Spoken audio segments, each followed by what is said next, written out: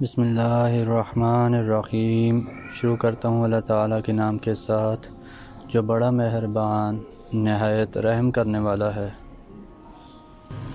حضرت ابو برزہ رضی اللہ عنہ کہتے ہیں کہ رسول اللہ صلی اللہ علیہ وآلہ وسلم ظہر سورج ڈھل جانے پر پڑھتے اور عصر اس وقت پڑھتے کہ ہم میں سے کوئی آدمی مدینے کے آخری کنارے پر جا کر وہاں سے لوٹ آتا اور سورج زندہ رہتا، یعنی صاف اور تیز رہتا، اور مغرب کو میں بھول گیا اور عشاء کو تہائی رات تک مؤخر کرنے میں کوئی حرج محسوس نہیں کرتے۔ پھر انہوں نے کہا آدھی رات تک مؤخر کرنے میں کوئی حرج محسوس نہیں کرتے۔ فرمایا آپ صلی اللہ علیہ وآلہ وسلم عشاء سے پہلے سونے کو اور عشاء کے بعد بات چیت کو برا جانتے تھے اور فجر پڑھتے، اور حال یہ ہوتا کہ ہم میں سے ایک اپنے اس ساتھی کو جسے وہ اچھی طرح جانتا ہوتا اندھیرے کی وجہ سے پہچان نہیں پاتا۔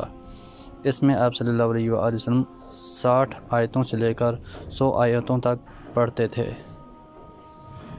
حضرت ابو ہریرہ رضی اللہ عنہ کہتے ہیں کہ رسول اللہ صلی اللہ علیہ وآلہ وسلم نے فرمایا جس شخص نے سورج ڈوبنے سے پہلے عصر کی 1 رکعت پڑھ لی تو اس نے نماز عصر پڑھ لی، اور جس شخص نے سورج نکلنے سے پہلے فجر کی 1 رکعت پڑھ لی تو اس نے نماز فجر پڑھ لی۔ علاء بن عبد الرحمن کہتے ہیں کہ ہم ظہر کے بعد انس بن مالک رضی اللہ عنہ کے پاس آئے تو دیکھا کہ وہ عصر پڑھنے کے لیے کھڑے ہوئے ہیں۔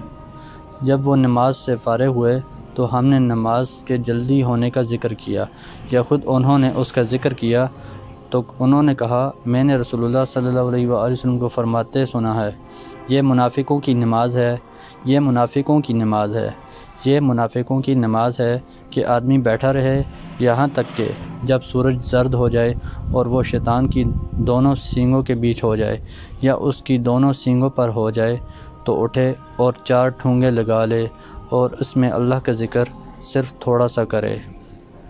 حضرت عبداللہ بن عمر رضی اللہ عنہما کہتے ہیں کہ رسول اللہ صلی اللہ علیہ وآلہ وسلم نے فرمایا جس شخص کی عصر چھوٹ گئی گویا اس کے اہل و عیال تباہ ہو گئے اور اس کے مال و اسباب لٹ گئے۔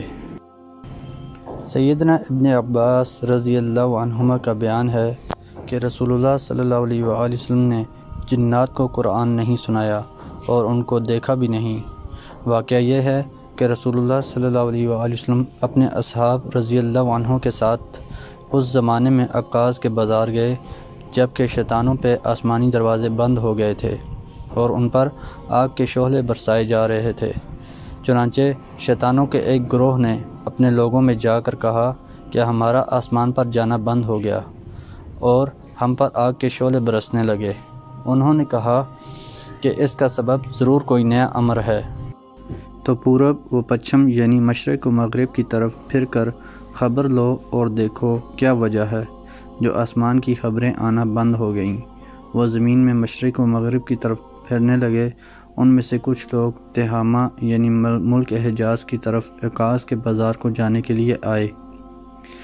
آپ صلی اللہ علیہ وآلہ وسلم اس وقت مقام نخل میں اپنے اصحاب رضی اللہ عنہ کے ساتھ فجر کی نماز پڑھ رہے تھے۔ جب انہوں نے قرآن سنا تو ادھر دل لگایا تو کہنے لگے کہ آسمان کی خبریں موقوف ہونے کا یہی سبب ہے۔ پھر وہ اپنی قوم کے پاس لوٹ گئے اور کہنے لگے اے ہماری قوم کے لوگوں، ہم نے ایک عجب قرآن سنا جو سچی راہ کی طرف لے جاتا ہے، پس ہم اس پر ایمان لائے اور ہم کبھی اللہ کے ساتھ شریک نہ کریں گے۔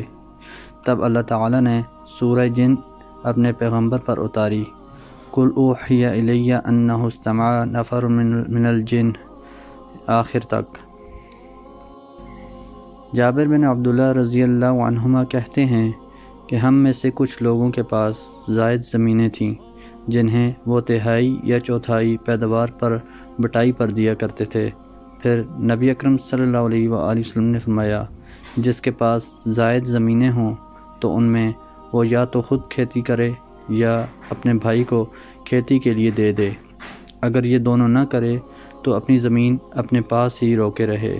محترم دوستو، اللہ تعالیٰ سے دعا ہے اللہ تعالیٰ ہمیں ان حدیث پر عمل کرنے کی توفیق عطا فرمائیں، اللہ تعالیٰ ہمیں دونوں جہانوں میں کامیابیاں عطا فرمائیں، آمین یا رب العالمین۔